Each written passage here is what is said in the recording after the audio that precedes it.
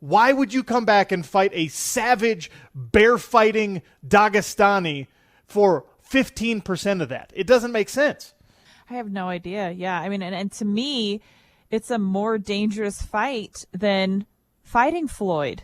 Yeah, absolutely. In a boxing match, I still think that fighting Khabib is more dangerous. I think Conor will have more of his hands full, have a much larger challenge, and the expectation also. The expectation is higher because mixed martial arts is where Conor McGregor has excelled to new levels. Nobody really had high expectations for him in the boxing fight. It was like, we everybody kind of agreed that he probably wasn't going to win that fight.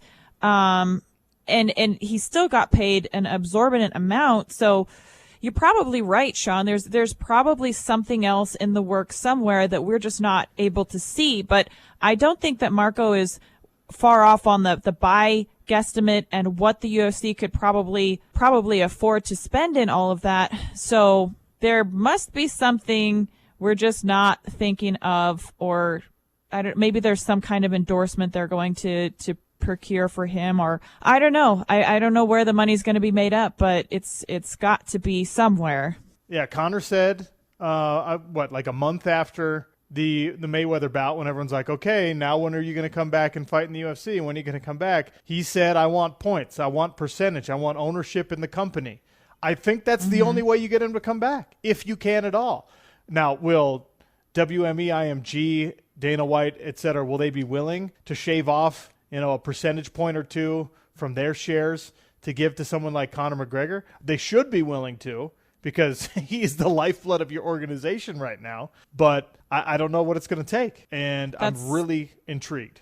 That's a great point. That's probably what it's going to take is something beyond just handing him a check after the fight. And a long-term investment is something that would be appealing to me. I'd imagine if I was Conor McGregor, I could sit back and just say, hey, I'm going to let this make money for me for the rest of my life. That's a pretty sweet deal. I don't know, man. We're gonna have to see. Let me see if I'm making fun. What do you mean? They better start acting. I'm sorry. Without promoting it. You want to promote it more? They brought me to this press conference late. Oh, they brought you late. Fans want to see the trilogy you and Conor. And then finally, and I did say we were going to look at two divisions, but really it's three, because the lightweight division, I would say, is about 2 seconds away from exploding. And we're saying this now because we're recording this on a Wednesday night. You never know. It feels like in the next couple of days, expectation and money means that Conor will be fighting Khabib for that lightweight title. I think it's going to happen. Conor's posting on social media about being back. Khabib is threatening to turn the octagon into prison. Conor was caught jogging in New York and asked whether he will fight. He was caught jogging.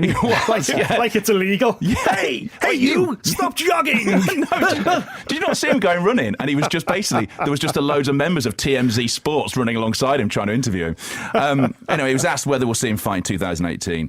Conor said, I believe so. I hope so. We're pushing for it. We'll see what happens. I'd love to fight in the Garden, but I believe this one is Las Vegas. It's going to happen, Nick. Where is it going to happen? It's definitely going to happen. Fight in his garden. Yeah, exactly. The Garden. That's Conor for you. This is ridiculous now. He wants shares in the company. He wants hundreds of millions and to fight. And he's not leaving home. And now he wants to do it in his garden as well. That's just not fair at all. The Garden. The Madison Square Garden.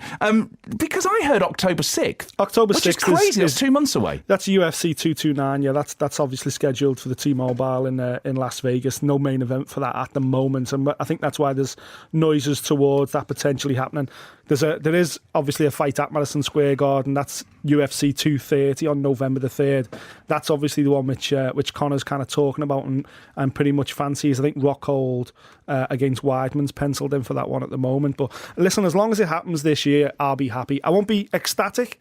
For me, ecstatic would be Conor versus Khabib in Moscow on Christmas Day, a la Rocky IV.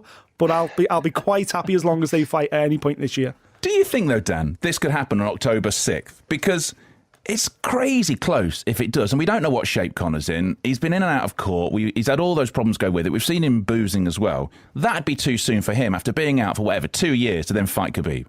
Yeah, I think so. And the other thing as well is you've got to think how much the UFC want to get behind this and market this. Yeah. I mean, we're really going to enjoy the build up to this fight. We're going to get a couple of press conferences. World tour. Khabib's having English lessons right now.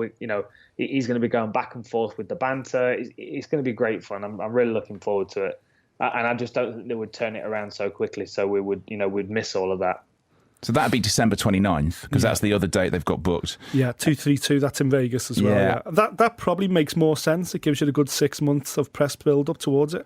Do you think a world tour again? Because Khabib has been very much saying that if there's a world tour and Conor tried his antics, it'd just go down wherever on a stage in Ireland. I can't see them doing a world tour again. They've done it, and I think Conor isn't the parade pony he once was. Where he was quite happy to kind of do anything and jump by the and dance by the UFC's own soundtrack. He's very much his own man now, and I think he's done that with Mayweather as well. But it was by far reduced compared to what he did with Jose Aldo. So I can't see him travelling around, a couple of continents with Khabib in tow, because obviously they'd have to go to Moscow and all this other crazy stuff. Certainly not if it's going to be turned around by October.